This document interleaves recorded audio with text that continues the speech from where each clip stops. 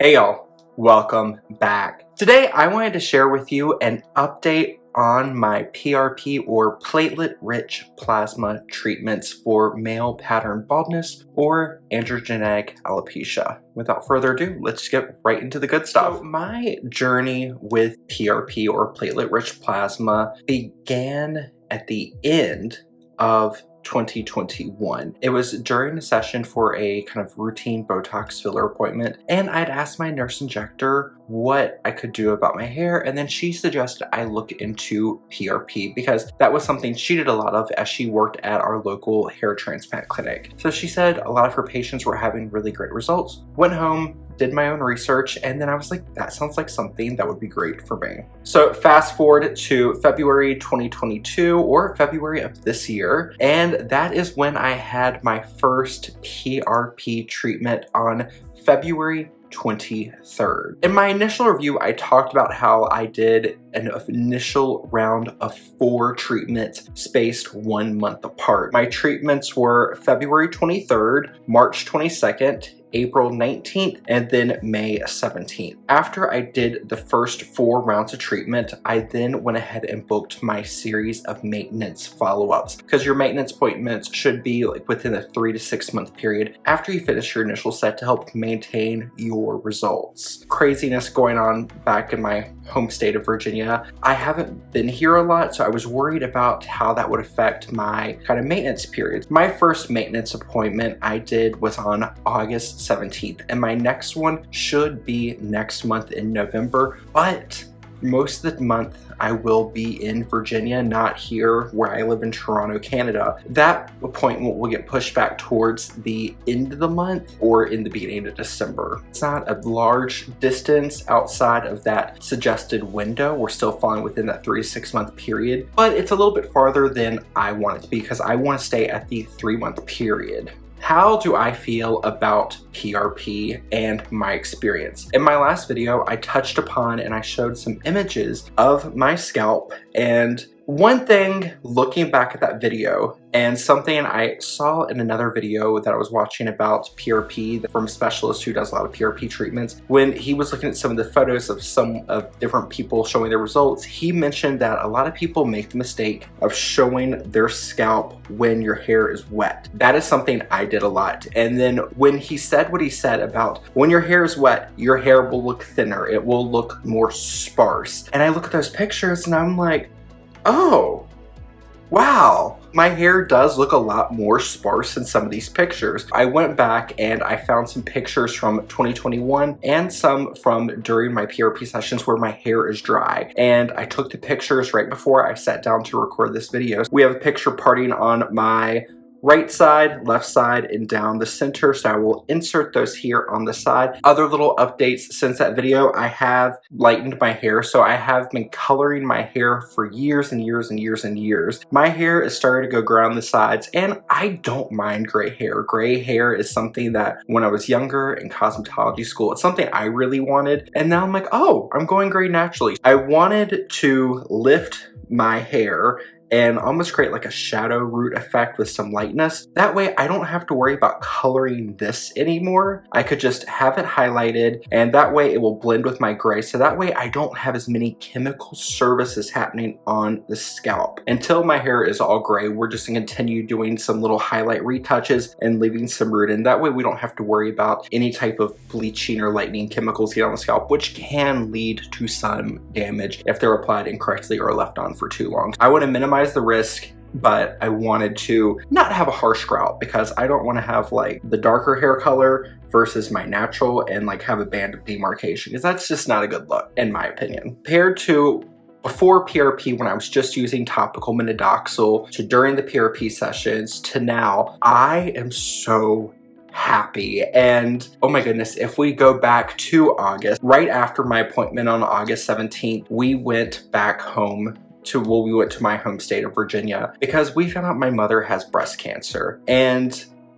It was such a big shakeup for me. I was so upset. It's like a nightmare that forever lives in my head, because I just remember I was upset talking to my mom. She had just got home from her second chemo appointment and she wasn't feeling so hot, and I felt so upset because there was nothing I could really do to help her, to make her feel more at ease. It was just something she just kind of had to wait through, wait for her medicine to kick in and wait for it to have its effect. I remember that night I was in the shower, I was shampooing my hair, and then I go to rinse the shampoo off my hands and I look at my hands. My hands were covered in hair. It was like something out of a horror movie. It was just, hair was all over my hands. And I got out of the shower and I went to the bedroom. I told my husband to come up there, and I'm like, what the hell is going on? I was like, my hair is falling out. And I just remember I went like this, and then even now that my hair had dried, it was still covered in hair. And then he's like, oh no, but you do know stress can induce hair shedding. And I'm like, what is going on? I just spent thousands of dollars for PRP treatments and then my hair is shedding. He's like, well, it's something when the stress goes away, then things will rebalance and your hair will start kind of growing back in. And I'm like, I don't want to wait for that. I do not want to be bald and just dealing with everything else. That is when I turned to Google and YouTube to look for some other remedies that I could use in conjunction with my PRP treatments and some other home things that we will talk about now. So let's get into those. So January of 2021, I was having a routine checkup appointment with my dermatologist, and that is when I brought up concerns with my hair thinning. She said that before I look into doing PRP, hair transplant, anything like that, I need to work on reducing inflammation on my scalp and trying out topical medications to see if they will help me. And if they do help, that could also help boost effects of things like a transplant or PRP in the future. She suggested using shampoo like Head & Shoulders. The zinc pyrethroione, which is in the formula, can have an anti-inflammatory effect on the scalp, which, when there's less inflammation in the scalp, improve the quality of the hair growth and help things just kind of go a little bit better. And then she also suggested using topical minoxidil, the Kirkland brand liquid minoxidil. I did not enjoy the liquid application, so that's when I switched over to topical Rogaine. All of last year I used my topical Rogaine 5% once at night, and then this year throughout my PRP I would take the 3-day break after my PRP sessions, and then I resumed using it. And now I was reading some different studies. A lot of men had better effects when they use topical minoxidil twice a day. Currently, I'm only using my topical minoxidil in the morning because I have a new topical medication I'm using at night. That is from the brand Hims. Hims is a online health resource, different programs where they can help with like acne, mental health, sexual health, and hair and scalp health. I saw them in an ad on Instagram when I was at the gym, and I'm like, with what's going on, I'm down to try anything. Went online, and then I talked with the doctor about oral finasteride, which is a oral supplement that has been shown to have great results. But then she was asking, and I was telling her about stress, and she asked what was causing the stress, and I told her that my mom was diagnosed with breast cancer, and that just all that had I felt really stressed and my hair was shedding rapidly, and she asked me if I had current blood work done. I said no, and then she suggested I got some done. This spray is a combination of 0.3% finasteride and 6% minoxidil, and it's to be used once a day at night, which is how I've been using it for the last 3 months. Oral finasteride has been linked to activating the gene in some people for breast cancer. I feel like this works really well, or it's the combination of everything I've been doing, but since I've implemented these other tools into my arsenal for combating my hair loss, I feel like my hair has just really taken off. And true, it's been 6 months now since my first PRP treatment, so I've had 6 months for everything to kick in and start working. So things have filled out a lot since my first video after documenting my treatment series. Now, the only downside I have found with this is it makes my hair feel really, really dry. And that happened even before I lightened it. I started searching for products to help make my hair feel less dry and less brittle, which led me to starting to use the YesStyle Blonde Absolute Serum treatment. So this is an overnight hair moisturizing serum. It has a lot of silicones and dimethicones, so I really only focus this on,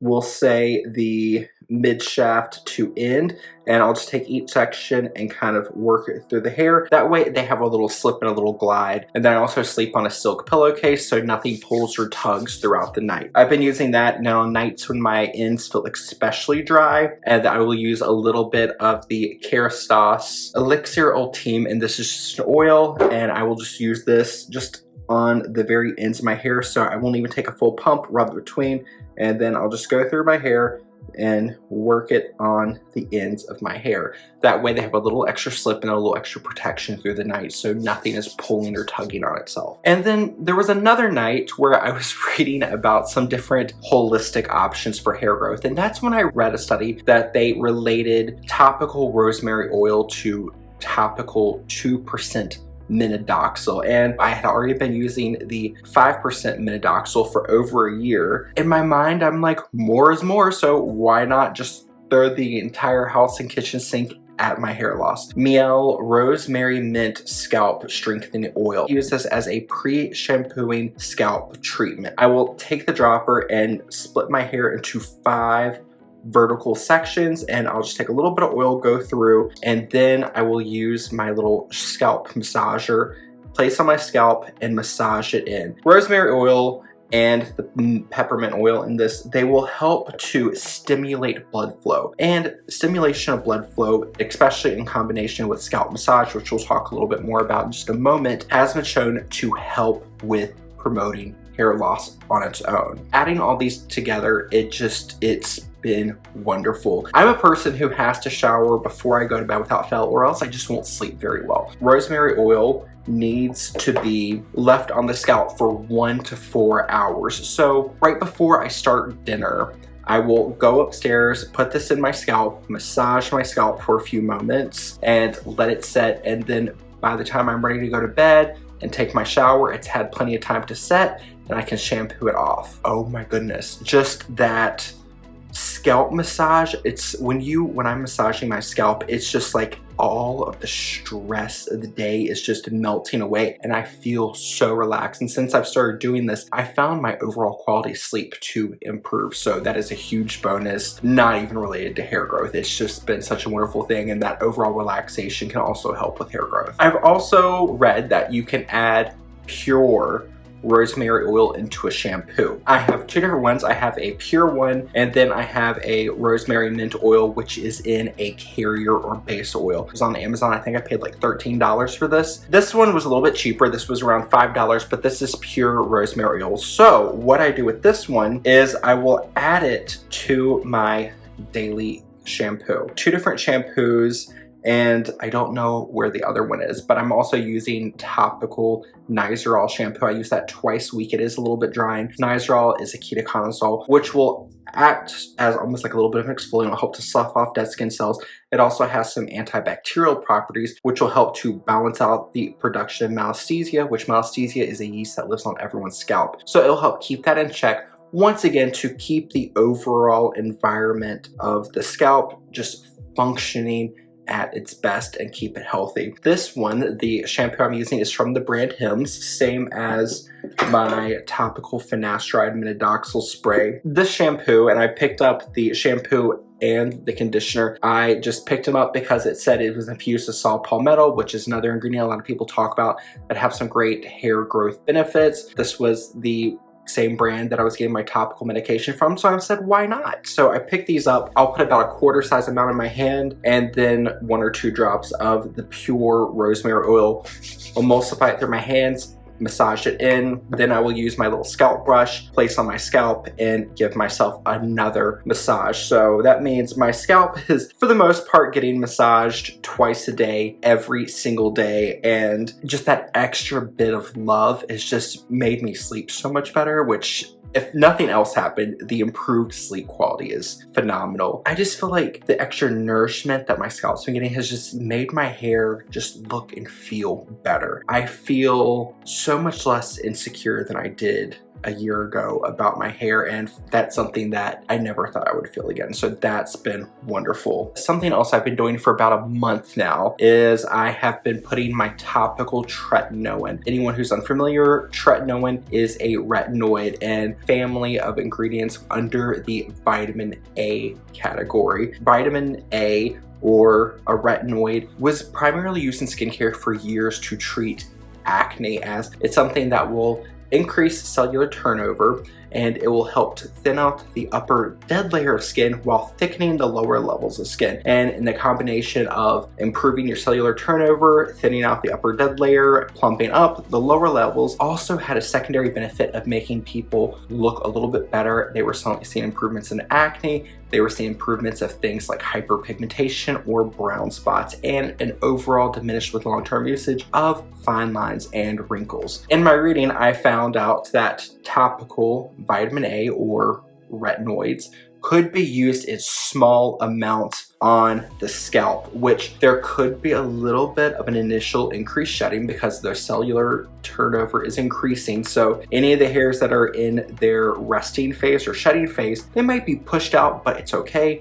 They will start regulating and they will start coming up a little bit more freely. I've been using this on my scalp for about 2 months, and I'm currently applying this 3 days a week. For the first week, I only applied it once a week. Then I moved up to applying it twice a week. And then for the last 2 weeks, I've been using it 3 times a week. I'm working my way up very, very slowly to applying this every single night to my scalp, because with retinoids, benefits of using the product are shown with daily usage, unless you prescribe something differently by your dermatologist or healthcare provider. I was no longer using this on my face because I'm now using a different retinoid on my face. So I had this bottle kicking around and I'm like, why not try it on my scalp? And just everything I think is working really, really well to improve my scalp overall. And then once a week, normally on Sunday nights, I like to use a clarifying shampoo. And a clarifying shampoo, it's just something that will help to clarify and remove any buildup, excess oil, dead skin cells on your scalp. And it will help to cleanse the hair shaft itself of any products that have built up to the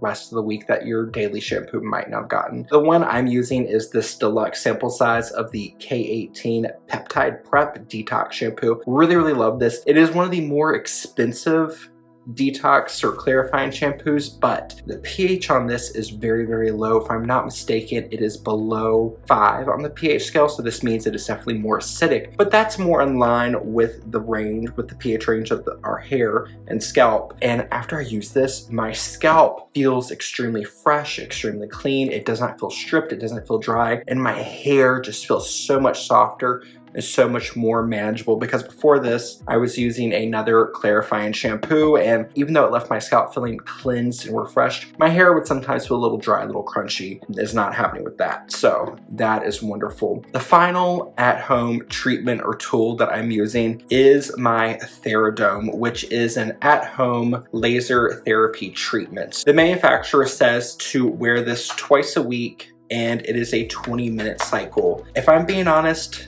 in my mindset of more is more, I wear this every day to every other day. I've not had any adverse side effects. My scalp never feels irritated. If anything, my scalp looks more healthy overall. I would suggest following manufacturers and only using it twice a week like they suggest, but for me, using it off-label daily, I've not seen any issues. And what I'll do with this, I will just put it on and go about answering emails and comments in the morning while I have my coffee, and I will get that out of the way. That makes me happy. And my biggest thing with this is this was an additional purchase on top of my PRP treatments. I bought this from Harmony Med Spa in Oshawa, Ontario, which is where I'm getting my PRP treatments done. And if I'm not mistaken, this was around 1,500 or 1,800 Canadian, and that's really expensive. So I want to use it more often to make sure I'm getting the most bang out of my buck. For the most part, I let my hair air dry. That way we're not getting any additional heat or any type of extra force on the hair. Just to let it air dry, do its own thing. I will use my blow dryer, and for my blow dryer, I do have my Dyson Supersonic. This is the original version in the black, and I use the basic nozzle attachment. You can use any blow dryer. This is just the one I have.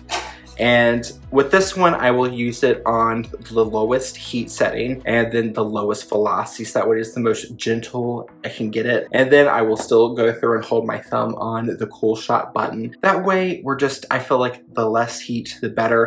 And I will just use my fingers to go through, massage my hair, get any water out before I go to bed, because sleeping on wet hair, while you might not get a cold like the old YesStyle was, wet hair is the most fragile when it's wet, and even with a silk pillowcase, that extra manual manipulation of the hair can lead to breakage. So I just like to dry it before I go to bed if it's not already dry. And then when it comes to using hair tools, I do have a hairbrush. This is just a wet brush. I like this one because it's very, very flexible, and the bristles are also very, very flexible. These are made to be used on wet hair. They're made to help glide through tangles and snags in the hair. I only use this in the morning and before I go somewhere, like when I need to style my hair. So I will use this to go through, comb through any bedhead, and I will use this if I'm styling my hair to go out. For the most part though, when I blow dry and when I apply my products in, I just use my fingers, or I'll use my scalp massager, which I believe I got this on Amazon for just a couple dollars. Overall, I am very, very, very happy. I stand by that you need to be realistic when looking at PRP and getting it done. Yes, it is a very expensive treatment. It requires time. It requires you to go through some discomfort, even with numbing. There's still some pain. You've got a needle going into your scalp multiple times. There is going to be discomfort. Some people will have better luck than others, especially right here through the temples. A lot of times, a lot of people won't get this hair back from PRP and topical treatments because this is an area that tends to be scarring alopecia, which once the skin scars, hair will no longer grow. I was told I wouldn't have any regrowth here, but with looking at those pictures, I'll insert those again on the screen. I feel like I have had improvements here and over here. Like, no, they have not come back down to where my hairline used to be, but I wasn't expecting that to happen. And just seeing a little bit of improvement through here is more than wonderful. I feel like there is a significant improvement in the overall density through the top. Before I started PRP, I relied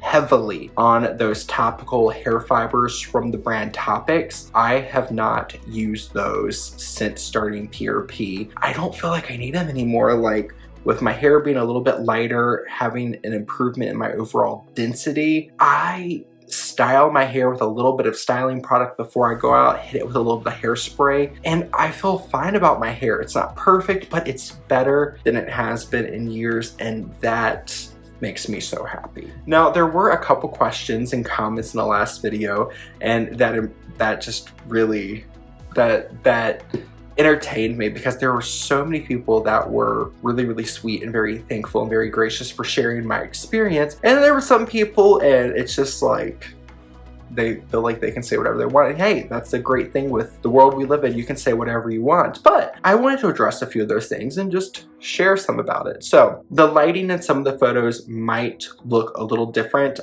My lighting setup in here, even though I do have the studio lighting to record videos with, I still have a window over here, so it will shift the light. I take all of my pictures of my scalp in my washroom bathroom, just because that is a single light source. There's no windows, so that means I have consistent lighting all the time. And that's where I started taking my pictures even before I started YouTube. I want to keep it's consistent with how it was from the beginning, because if I moved in here, my hair could look differently. I started taking those pictures in my bathroom or washroom before I started YouTube, so why not continue with it now? That way we are comparing apples to apples. Hair transplant came up quite a bit, and I have once again read a lot about people having great success with going to places like Turkey to get hair transplants done. They save a lot of money, and some people have really great results. I don't know, when it comes to doing anything as far as a cosmetic procedure, surgery, anything like that, I like to do my research.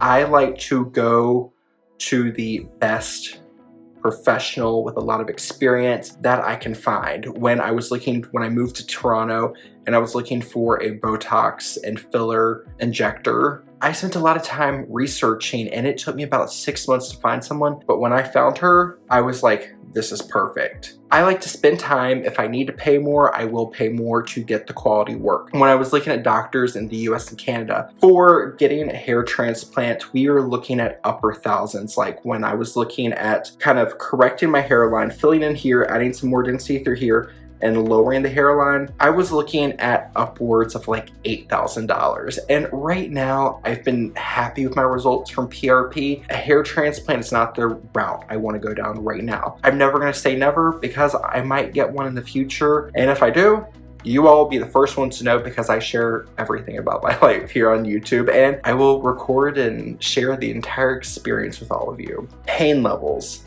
Yes.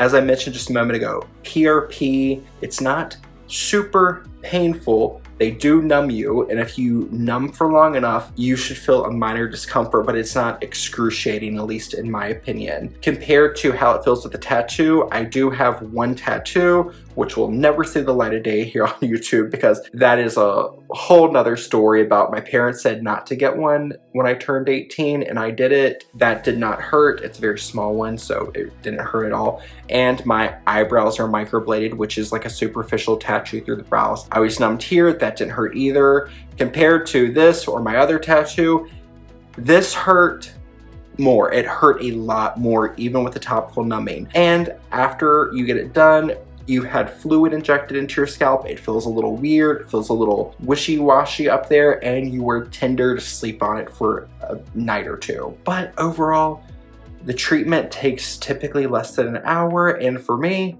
that pain, that little bit of discomfort for the results I've gotten is worth it. Also, yes, pricing is expensive.